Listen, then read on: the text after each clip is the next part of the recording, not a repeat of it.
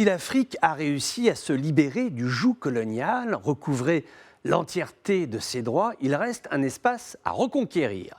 C'est celui des mers et des océans, ce que l'on appelle l'économie bleue du continent africain, un secteur maritime ultra concurrentiel, mais est-ce là une raison pour baisser les bras avant même d'avoir commencé? La flotte mondiale aujourd'hui assure l'écrasante majorité des activités commerciales entre les continents. Or, le nombre de bateaux africains ne dépasse pas 1,2% des pavillons à travers les mers. C'est trop peu, ce n'est pas assez, alors que les kilomètres de côtes maritimes en Afrique se comptent par milliers. 90% des importations et des exportations africaines s'effectuent par la mer. Donc c'est un problème d'équilibre économique, également un problème de souveraineté. Que se passerait-il, cas d'école, si toutes les grandes puissances maritimes du monde, Asie, Amérique, Europe, décidaient de boycotter le continent? Comment ferions-nous? Bien sûr, cela n'arrivera jamais. Mais c'est juste pour dire qu'il existe une vraie dépendance. Et ce n'est pas une question de salaire à bord des navires. Ceux de l'Afrique sont tout aussi compétitifs que ceux de l'Asie. Ce n'est pas une question de méconnaissance des océans.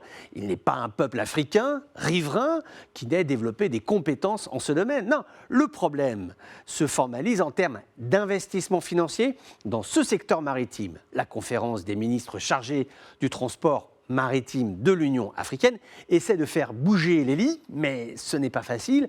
La première idée, d'ailleurs, qui était la bonne, était de booster le secteur du cabotage, l'activité économique reliant un pays à un autre, le commerce de proximité bilatéral, va-t-on dire. Les résultats sont un peu décevants, d'abord parce que les volumes d'échanges sont modestes, et puis parce qu'il y a la question de l'harmonisation des législations et des règles douanières. Pour que ça fonctionne, pour que le commerce intra-africain respire, ça doit aller vite.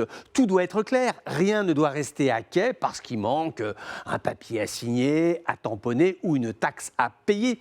La souplesse est le meilleur allié du commerce et la rigueur son meilleur coefficient de pérennité. Actuellement, l'Union africaine réfléchit à l'élaboration d'un texte qui serait un régime de cabotage panafricain. En gros, un texte qui mettrait tout le monde d'accord et qui permettrait de démarrer ses activités maritimes maintenant, car attendre ne sert à rien, le business est là, le talent aussi, les compétences, l'argent également. Il est évident qu'un secteur maritime dynamique et transparent serait attractif pour que des investisseurs désireux de faire vivre l'économie africaine puissent enfin se mobiliser sur ce secteur si prometteur.